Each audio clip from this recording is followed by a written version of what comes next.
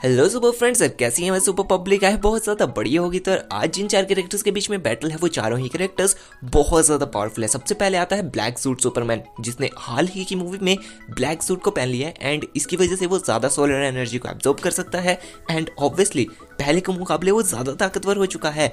फिर आता है इकारिस, जो कि मोस्ट पावरफुल इटर्नल है एंड लिटरली फेस्टोस ने तो ये कह दिया था कि 5 इटर्नल्स भी मिल करके इकारिस को नहीं हरा सकते हैं। आप समझ रहे हो ना इकारिस कितना ताकतवर है। फिर आता है घोस्ट राइडर, जिसकी मतलब यार नाम पे ही हमें इसकी पावर्स का पता चल रहा है। एक्चुअली में ये हेल की पावर्स को रखता है और लिटरली बहुत ज़्यादा ताकतवर है घोस्ट राइडर। फिर उसके बाद आता है थोर, जो कि एक एसगार्डियन वॉरियर है जिसकी उम्र 1500 साल है और इन 1500 सालों में उसने इतनी फाइट्स लड़ी है, अपनी ए से ज़्यादा 2 गुने सुपर विलन्स को मारा है एंड उसको फाइट का बहुत ज़्यादा एक्सपीरियंस है। तो इस बैटल में हम देखने वाले हैं कि ये चारों ही कैरेक्टर्स कितने ताकतवर है और कौन इस बैटल से सबसे पहले जाएगा और कौन बैटल को विन करेगा। सब कुछ इस वीडियो में देखेंगे।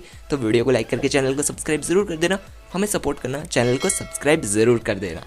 सबसे पहले पावर एंड एबिलिटीज़ को जान लेते हैं ताकि जब हम कंक्लूजन निकालें तो हमें ज़्यादा दिक्कत ना हो, आसानी से हमें इनकी पावर एंड एबिलिटीज से पता चल जाए कौन ज़्यादा ताकतवर है और कौन नहीं। सबसे पहले बात करें इकारिस की, तो इकारिस मोस्ट पावरफुल इटर्नल में आता है एंड इसके पास लाइक सभी इटर्नल के पास जो कॉमन पावर्स है वो है जैसे कि super human strength, durability, reflexes, agility and speed वगैरह। एंड इसके पास फ्लाइट की एबिलिटी है, ये कॉस्मिक एनर्जी को मैनिपुलेट कर सकता है जिसकी वजह से ये फ्लाई कर सकता है, उड़ने की ताकत है, एनर्जी को अपने हाथों से एंड अपनी आंखों से शूट कर सकता है बिल्कुल सुपरमैन की तरह। एंड इसके पास super human strength and durability आती है लाइक बहुत ज़्यादा है, क्योंकि इसने अपने पंचेस के दम पर ही डेवियंस को मार दिया था। एंड इकारिस इतना ताकतवर है कि फेस्टोस ने खुद कहा था कि इकारिस को हराने के लिए 5 इटर्नल्स भी कम है। मतलब आप समझ सकते हो ना कि कितना ताकतवर होगा इकारिस। एंड इतना ही नहीं, इकारिस ने अपने स्ट्रेंथ के दम पर बिल्डिंग्स को डिस्ट्रॉय करा है, डिफेंस के अटैक्स को झेला है। एंड इतना ही नहीं, वो इतना पावरफुल वॉरियर है, उसको फाइट का इतना एक्सपीरियंस है बिकॉज उसकी एज 7000 साल है, तो उसको फाइट का बहुत ज़्यादा एक्सपीरियंस है। उसने थीना जैसे पावरफुल वॉरियर के साथ भी बैटल करी है, वो भी काफ़ी अच्छी वाली। एंड एक चीज़ और, इकारिस इमोर्टल नहीं है। बाकी हमें इकारिस की पावर एंड एबिलिटीज इतनी ही देखने को मिली थी मूवी के अंदर। अगर बात करें सुपरमैन की, तो सुपरमैन की जो स्ट्रेंथ है वो बहुत ज़्यादा है। उसने टेक्टोनिक प्लेट्स को लिफ्ट किया है, बिल्डिंग्स को लिफ्ट किया है। इतना ही नहीं, उसने पूरी की पूरी जस्टिस लीग के मेंबर्स को हराया है like wonder woman, Aquaman, flash and cyborg. And Superman के पंचेस बहुत ज़्यादा ताकतवर है, लाइक स्टीफन वुल्फ को तो ऐसे मक्खी की तरह उड़ा रहे थे एंड वो अपने पंचेस से ही पूरे प्लेनेट तक को डिस्ट्रॉय कर सकता है। सुपरमैन की जो स्पीड है वो बहुत ज़्यादा है, मतलब जब वो फ्लैश के साथ फाइट कर रहा था तो वो फ्लैश को भी काफ़ी आराम से देख पा रहा था। हम सभी को पता है फ्लैश स्पीड ऑफ लाइट से मूव करता है एंड ऑब्वियसली सुपरमैन भी इतनी ही स्पीड से मूव कर सकता है। एंड सुपरमैन के रिफ्लेक्सेस भी बहुत ज़्यादा है एंड उसने फाइट्स में ये चीज़ें काफ़ी अच्छे से शो करी है। सुपरमैन बहुत फास्ट उड़ भी सकता है एंड उसकी ड्यूरेबिलिटी भी बहुत ज़्यादा है। मतलब उसने ब्लैक सूट को पहन लिया तो ऑब्वियसली वो ज़्यादा सोलर एनर्जी को एब्जॉर्ब करता है, जिसकी वजह से उसकी पावर्स बहुत ज़्यादा इंक्रीज हो चुकी है, क्योंकि हम सभी को पता है उसका पावर सोर्स सन है। एंड अभी जो सुपरमैन है ना वो इतना ज़्यादा ड्यूरेबल था कि लिटरली स्टीफन वुल्फ का जो एक्स था ना वो उसके ऊपर कुछ भी असर नहीं कर रहा था, मतलब 0% भाई, इतना सा भी डैमेज नहीं दिया था। एंड ऑब्वियसली पहले भी सुपरमैन काफ़ी ज़्यादा ड्यूरेबल था, उसने जनरल जोर्ड के पंचेस को भी काफ़ी अच्छे से झेला था। लेकिन यहाँ पर हम ब्लैक सूट वाले सुपरमैन की ज़्यादा बात करने वाले हैं, तो ऑब्वियसली सुपरमैन काफ़ी ज़्यादा स्ट्रेंथ, ड्यूरेबल, इन चीज़ों में काफ़ी ज़्यादा हो चुका है। सुपरमैन के पास हीट विजन है जिसकी हेल्प से उसने मतलब स्टीफन वुल्फ के आर्मर को डिस्ट्रॉय किया है। एंड जो हीट विजन है ना उसकी जो गर्मी है वो लाइक सन जितनी ही है, तो आप समझ सकते हो सुपरमैन कितना ज़्यादा ताकतवर है। और एक्चुअल में यहाँ पर हम सभी सुपर हीरोज़ की मूवीज़ वाली ही बात कर रहे हैं, ठीक है, यहाँ पर कॉमिक्स की बात नहीं हो रही है। और घोस्ट राइडर की भी वही पावर्स देखेंगे जो कि हमें मूवीज़ में देखने को मिली थी। तो सबसे पहले हमें उसकी super human strength and durability बहुत अच्छे से देखने को मिली थी। फिर उसके पास आती है उसकी हेल फायर, जो कि उसकी एक तरह से मेन पावर है, क्योंकि इस पावर से वो किसी भी चीज़ को अगर टच करता है ना तो वो हेल फायर का वेपन में तब्दील हो जाती है, या फिर बाइक को टच करेगा तो वो भी हेल फायर से पूरा कवर हो जाती है। और उसके पास उसका एक वेपन भी है जो कि हेल फायर से टच होने के बाद वेपन बना था, लाइक उसका चेन, वो काफ़ी पावरफुल है। इसकी वजह से वो अपने ओपोनेंट्स को बहुत ज़्यादा डैमेज देता है। साथ ही घोस्ट राइडर के पास आती है एबिलिटी जिसकी वजह से वो किसी को भी मतलब मरे हुए को भी वो जिंदा कर सकता है। साथ ही उसके पास खुद भी रीजनरेटिंग हीलिंग फैक्टर रहता है, वो रीजनरेट कर जाता है, ठीक है, उसको ऐसे थोड़ी देर के लिए नॉकआउट होएगा वो भी बहुत कम टाइम के लिए। वापस से वो मर नहीं सकता है, एजलेस है, इमोर्टल है यार। वो थोड़ी देर के लिए ऐसे नॉकआउट होता है, फिर से वापस खड़ा होकर के ओपोनेंट को ऐसे चटनी बना देता है अपनी स्ट्रेंथ एंड ड्यूरेबिलिटी से। उसकी एक बहुत अच्छी एबिलिटी आती है जो कि उसकी बैनर स्ट्रेयर। इसकी वजह से घोस्ट राइडर जो भी अपना ओपोनेंट रहता है ना, उसकी आंखों में देख के उसके सारे बुरे कामों का जो चिट्ठा होता है ना, उसको वो निकाल देता है। और उस चिट्ठे के अंदर जितने भी उसने बुरे काम किए होते हैं ना, वो दर्द उस ओपोनेंट को फील होता है, जिसकी भी आंखों में देखता है, ठीक है। एंड साथ ही घोस्ट राइडर के पास सुपर ह्यूमन स्पीड भी आती है, जिसकी वजह से वो बहुत फास्ट मूव कर सकता है। लेकिन वो बाकी सुपर हीरोज के कंपेयर में मुझे नहीं लगता इतने फास्ट उसके रिफ्लेक्सेस होंगे। बट फिर भी अगर हम नेक्स्ट बात करें थॉर की पावर एंड एबिलिटीज की, तो थॉर के पास आती है super human strength, speed, reflexes and agility. And सबसे बड़ी चीज़ जो हमें मूवी में देखने को मिली थी, उसकी ड्यूरेबिलिटी। एंड थॉर के पास पावरफुल लाइटनिंग अटैक्स है, जिससे वो अपने ओपोनेंट्स को बहुत ज़्यादा डैमेज दे सकता है। एंड उसके पास वेदर मैनिपुलेशन की पावर भी आती है। थॉर के पास हाल ही में स्टॉर्म ब्रेकर है, जो कि लिटरली काफ़ी ताकतवर आता है पूरे एमसीयू के अंदर। एंड इसकी वजह से थॉर टेलीपोर्ट कर सकता है। साथ ही स्टॉर्म ब्रेकर ने इतना ताकतवर है ना कि उसने सारे इन्फिनिटी स्टोन के अटैक को झेल लिया था, 20 से काट दिया था भाई।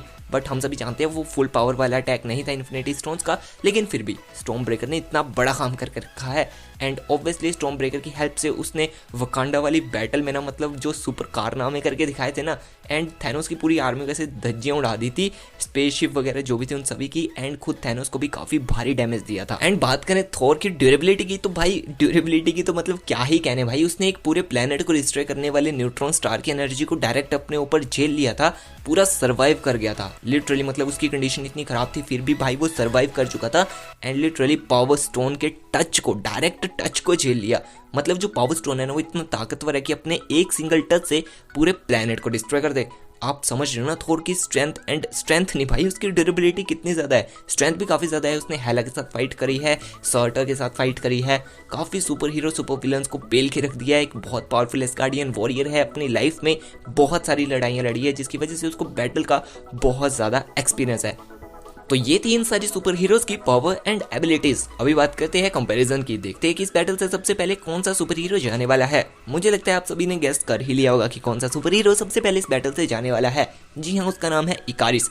एक्चुअल में इकारिस है तो काफ़ी पावरफुल इटर्नल, लेकिन अगर हम स्ट्रेंथ एंड ड्यूरेबिलिटी की बात करें तो मूवी में हमें इतनी ज़्यादा नहीं देखने को मिली है। मतलब अगर सुपरमैन के साथ उसकी स्ट्रेंथ एंड कंपेयर को करेंगे तो भाई सुपरमैन की तो बहुत ज़्यादा है।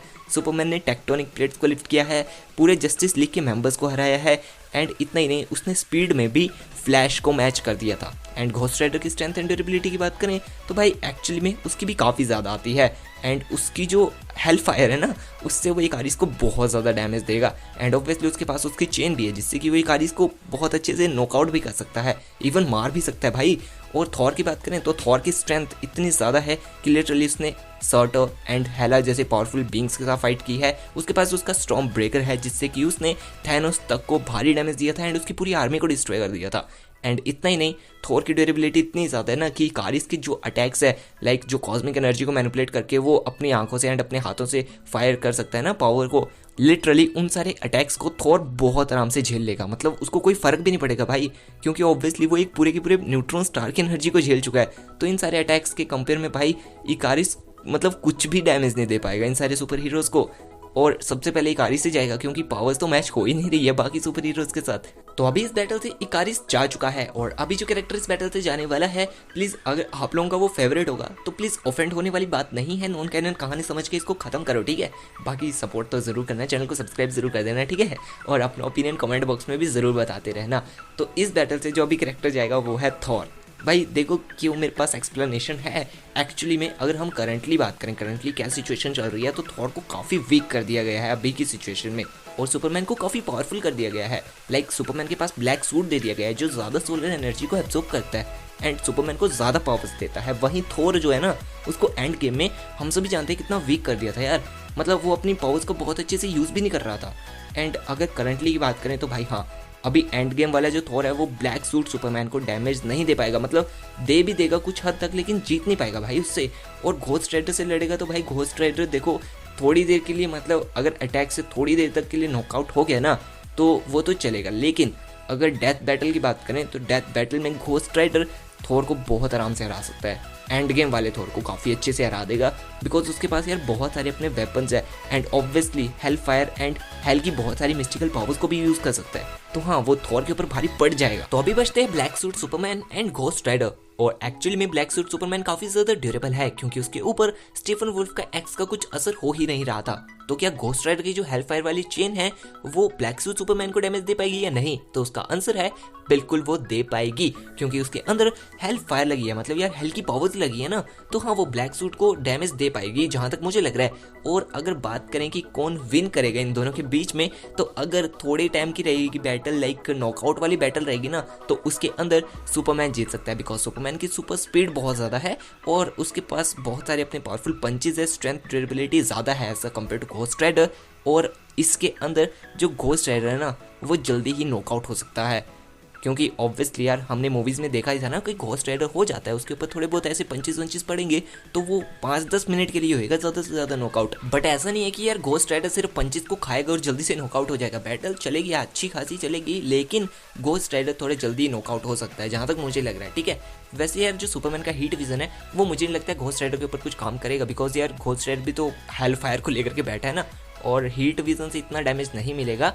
और अगर बात करें कि बैटल बिल्कुल ऐसे डेथ बैटल चलेगी, काफ़ी लंबी बैटल चलेगी, तो उसका विजेता कौन रहेगा? तो उसका विनर रहेगा Ghost Rider because obviously Ghost Rider या थोड़ी देर के लिए नॉकआउट होता है फिर वापस खड़ा हो जाता है और है भी तो वो एक इमोर्टल बीइंग, एजलेस, और हेल फायर को काफ़ी अच्छे से यूज़ करता है और अपने ओपोनेंट के ऊपर बहुत पावरफुल हेल फायर के अटैक कर सकता है एंड उसकी चेन भी काफ़ी ताकतवर आती है। और दूसरी चीज़ कि भाई घोस्ट राइडर को ना ज़ेराथोस कंट्रोल करता है और अगर मान लो कि अगर बैटल में ना घोस्ट राइडर थोड़ा सा वीक होने लग गया और उसको ज़ेराथोस ने कंट्रोल कर लिया, वैसे लगता नहीं है मुझे ज़ेराथोस को आने की ज़रूरत पड़ेगी, बट आ गया ना भाई तो सुपरमैन के हंसते हंसते रस्ते लग जाएंगे और आराम से घोस्ट राइडर इस बैटल को विन कर जाएगा।